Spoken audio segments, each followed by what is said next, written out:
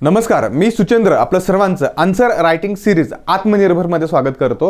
या answer writing सिरीजमध्ये आपल्याला बघायचं की कशा पद्धतीचे मेन्सचे प्रश्नाचे उत्तर आपल्याला लिहायचे आहेत। एमपीएससी साठी यूपीएससी साठी ही जी आन्सर रायटिंग सिरीज आहे ती अत्यंत महत्त्वाची आहे, कारण प्रत्येक विषयामधल्या प्रत्येक प्रश्नाचं उत्तर आपण इथे कव्हर करणार आहोत। लक्षात घ्या, या आन्सर रायटिंग सिरीजमध्ये आजचा दुसरा प्रश्न आहे आणि दुसऱ्या प्रश्नाचा आपण कुठला प्रश्न इथे बघणार आहोत।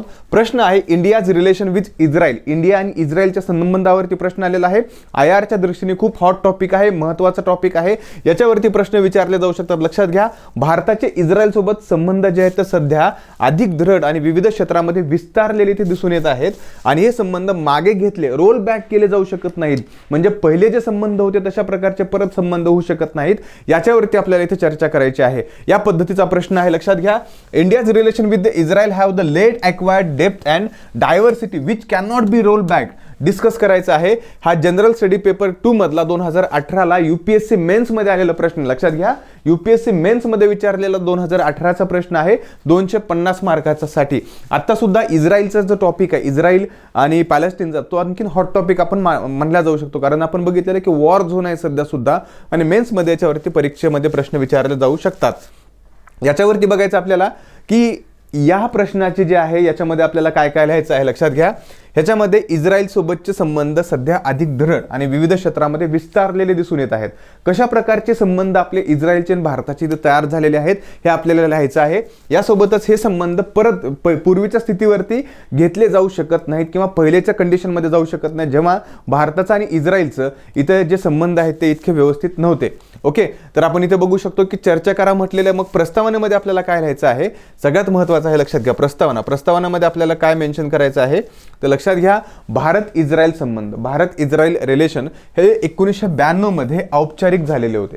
ओके, 1992 मध्ये सगळ्यात पहिले बघितलं तर भारतीय दूतावास तेल अवीव इस्रायलची राजधानी आहे आणि इस्रायलचं दूतावास भारतामध्ये नवी दिल्लीमध्ये इथे स्थापित करण्यात आलेलं होतं। म्हणजे हे संबंध 1992 पासून औपचारिक झालेले होते। या अगोदर सुद्धा संबंध होते, कारण इस्रायलने 1971च्या वॉरमध्ये भारताला इंटेलिजन्स प्रोव्हाइड करून मदत केलेली होतीच।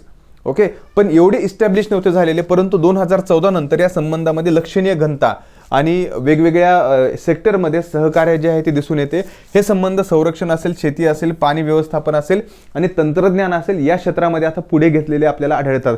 म्हणजे आपल्याला इंट्रोमध्ये लिहायचं आहे की इंडिया इस्रायलचे संबंध कशा प्रकारे इथे मेंटेन करण्यात येत आहेत किंवा कशा प्रकारे वेगवेगळ्या गोष्टीमध्ये इथे पुढे जाताना आपल्याला दिसत आहेत। आपण इथे बघू शकतो की प्रश्नामध्येच आहे, हे संबंध अधिक दृढ आणि विविध क्षेत्रामध्ये विस्तारलेले दिसून येत आहेत, हे मागे घेतल्या जाऊ शकत नाहीत। कशा पद्धतीने संबंध विस्तारलेले आहेत हे आपल्याला इथे मेन्शन करायचं आहे। आपण बघितलेलं आहे इंट्रोमध्ये आपल्याला हे अशा प्रकारचे इंट्रो लिहू शकतो। 150 ते 200 वर्ड्स मध्ये हा आपण प्रश्नाचं उत्तर संपू शकतो। याच्यामध्ये मुख्य असे आहे, सगळ्यात महत्त्वाचं इस्रायल आणि भारतामध्ये संरक्षणामध्ये सहकार्य होत असताना आपल्याला दिसतं, कारण आपण बघत आहोत जी इस्रायलमध्ये आपण बराक 8 क्षेपणास्त्र आहे जे इस्रायलकडून भारताने घेतलेले आणि भारत जो आहे इस्रायलकडून सर्वात मोठा सेकंड इम्पोर्टर आहे वेपन्सचा।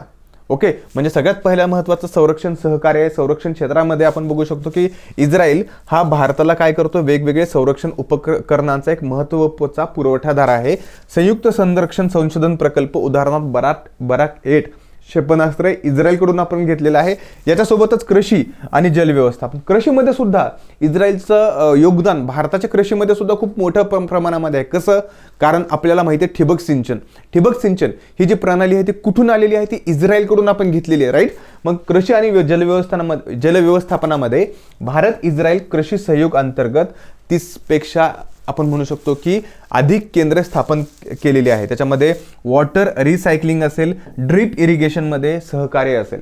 ओके, ड्रीप इरिगेशन जी पद्धती आहे आपल्या ॲग्रिकल्चरमध्ये, व्हर्टिकल ॲग्रिकल्चर जी आहे, ही संकल्पना आपण इस्रायलकडून घेतलेल्या आहेत। ओके, म्हणजे भारताच्या या कृषी आणि जल व्यवस्थापनामध्ये सुद्धा या इस्रायल देशाचा एक महत्त्वपूर्ण वाटा आहे, कारण वेगवेगळे आपण बघितलेलं आहे की वेगवेगळ्या पद्धती या इस्रायलमधून आपण घेतलेल्या आहेत।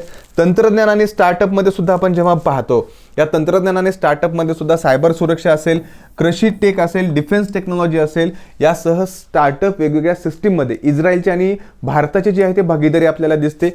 यासोबतच उच्चस्तरीय भेटी 2017 मध्ये नरेंद्र मोदी यांनी इस्रायलला भेट देणारे पहिले भारतीय भारतीय पंतप्रधान ठरलेले आपण बघितलेले आहेत. याच्यासोबतच परस्पर हिताचे धोरणात्मक संवाद अधिक मजबूत इथे होऊ शकतात. याच्यासोबत आव्हाने सुद्धा काय, इस्रायलचं आणि भारताचं जे रिलेशन बघतो आपण, कशा पद्धतीचं रिलेशन आहे तर खूप चांगल्या पद्धतीने आता मेंटेन झालेलं आहे. भारत जरी पॅलेस्टाईन आणि इस्रायल यांचा संघर्ष जरी असेल तर भारत हा इस्रायलला सुद्धा तिथे सपोर्ट देताना दिसतो आणि पॅलेस्टाईनच्या बाजूनी जे मिडल ईस्ट आपण म्हणू शकतो की इस्लामिक नेशन्स आहेत यांच्या सुद्धा सोबत कोऑर्डिनेशन राखताना इथे भारत आपल्याला दिसत आहे. ओके, म्हणजे दोन्ही गोष्टींवरती किंवा दोन्ही जागतिकरित्या जर बघितलं तर दोन्ही इस्रायल असेल किंवा मिडल ईस्टचे जे इस्लामिक कंट्री असतील यांचं आपण बघितलं की यांचं काय इस्रायल आणि जे इस्लामिक नेशन्स आहेत त्यांच्या इथं युद्ध वेगवेगळ्या कारणामधून होतात. कारण महत्त्वाचं कारण आहे पॅलेस्टीन. कारण पॅलेस्टीनच्या जागेवरती किंवा पॅलेस्टीनला गिळंकृत करून असं म्हणतात की इस्रायलनी आपलं देश जो आहे तो तिथं उभा केलेला आहे. ओके, सध्या सुद्धा बघू शकतो की पण गाझा स्ट्रिप जे आहे ते गाझा आणि पॅलेस्टीन यांच्या संदर्भामध्ये वेस्ट बँक आहे. ओके, इथं इस्रायल आणखीन सुद्धा त्यांचं जी राहिलेली जागा आहे ती सुद्धा कॅप्चर करण्याचे इथं प्रयत्न करत आहेत. आपण नुकताच बघितलेलं आहे की न्यूजपेपर सुद्धा वाचला असेल. याच्यामध्ये इस्रायलच्या संसदेने सुद्धा इथं मान्यता दिलेली आहे की वसाहती स्थापन करण्यासाठी कुठे तर ह्या वेस्ट बँकमध्ये. ओके, याचा सुद्धा संबंध तुम्ही इन डेप्थमध्ये याची इथे लिहू शकता. आता याच्यासोबतच आहे आव्हाने कुठले कुठले, इस्रायल पॅलेस्टीन प्रश्नामध्ये भारताची तटस्थ भूमिका आहे. आता जे बोललेलो आहे, भारत जो आहे इस्रायल पॅलेस्टीनमध्ये कुठली तटस्थ भूमिका घेतो, कोणालाही तिथे काय करत नाही, तिथे सँक्शन किंवा कोणाच्या बाजूने तिथे जाताना आपल्याला दिसत नाही. पश्चिम आशियातील मुस्लिम देशाशी भारताशी संबंध सांभाळण्याचे इथे कसरत आहे. भारत जो मिडल ईस्टमध्ये आणि इस्रायल या दोघांमध्ये संबंध सांभाळण्याचा प्रयत्न करतो. कारण भारताला दोघांसोबत सुद्धा व्यापार जो आहे तिथं चांगले ठेवायचे आहे, दोघांसोबत सुद्धा रिलेशन जे आहे ते चांगले ठेवायचे आहे. ओके, याच्यासोबत याचा निष्कर्ष आपण कशा पद्धतीने ते मांडू शकतो लक्षात घ्या. निष्कर्षामध्ये आपण लिहू शकतो की भारत इस्रायल संबंध केवळ सामरिकच नव्हे तर एकाच दृष्टीने नाही तर तंत्रज्ञानामध्ये, शेतीमध्ये आणि नव उद्योग क्षेत्रामध्ये अधिक घट्ट झालेले आहेत. जागतिक राजकारणाच्या बदलत्या स्वरूपात हे संबंध परत रोल बॅक होण्याची शक्यता नाहीये. पहिलेसारखे झिरो कंडिशनवरती संबंध जाऊ शकत नाही, कारण हे संबंध जिथून आहे त्याच्या खूप पुढे आलेले आहेत. भारत एक महत्त्वाचा पार्टनर इस्रायलसाठी झालेला आहे आणि इस्रायल हा भारतासाठी एक महत्त्वाचा पार्टनर झालेला आहे. वेगवेगळ्या क्षेत्रामध्ये दोन्ही देशांचं योगदान आपण पाहता खूप महत्त्वाचं. आपण बघितलेलं शेती असेल, ॲग्रिकल्चरमध्ये तर आहे, शेतीमध्ये तर आहेत, परंतु डिफेन्समध्ये सुद्धा, वेगवेगळ्या इनोव्हेशनमध्ये सुद्धा दोघांची भागीदारी आहे ती खूप महत्त्वाची आहे. याच्यासोबतच आपण बघू शकतो की यामुळे हे संबंध मागे जाण्याची शक्यता आता वर्तवली जात नाही किंवा शक्यता तशी नाही. तर यापुढे हे सहकार्य अधिक गहिर आणि दीर्घकालीन राहण्याची इथं शक्यता आहे किंवा हे आणखीन होताना आपल्याला दिसतं. अशा पद्धतीचं आपण कन्क्लुजन, निष्कर्ष लिहू शकतो. ओके, आपण इन डेप्थमध्ये बघितलेलं आहे कशा प्रकारचं भारत इस्रायल संबंधावरती प्रश्न आलेला आहे. आयआरच्या दृष्टीने महत्त्वपूर्ण इथे प्रश्न आहे. हे संबंध रोल बॅक किंवा मागे जाऊ शकत नाहीत आणि हे पूर्वीपेक्षा नक्कीच पुढे जाताना आपल्याला दिसतील. या पद्धतीने याचं आन्सर आपण इथे एंड करू शकतो, निष्कर्ष लिहू शकतो. ओके, अशा पद्धतीने हा प्रश्न आपण कव्हर करू शकतो वेगवेगळे एक्झाम्पल देऊन. आणखीन सुद्धा याच्यामध्ये मी जो सांगितलेला कंटेंट आहे तो सुद्धा तुम्ही तिथे ॲड करू शकता. ओके, आजच्या या आयआरच्या सेकंड आन्सरमध्ये आपल्या भारत इस्रायल जो संबंध आहे त्याच्यामध्ये आपण इथेच थांबूयात. आपण भेटूयात आपल्या नेक्स्ट आत्मनिर्भर आन्सर रायटिंग सेशनमध्ये. धन्यवाद.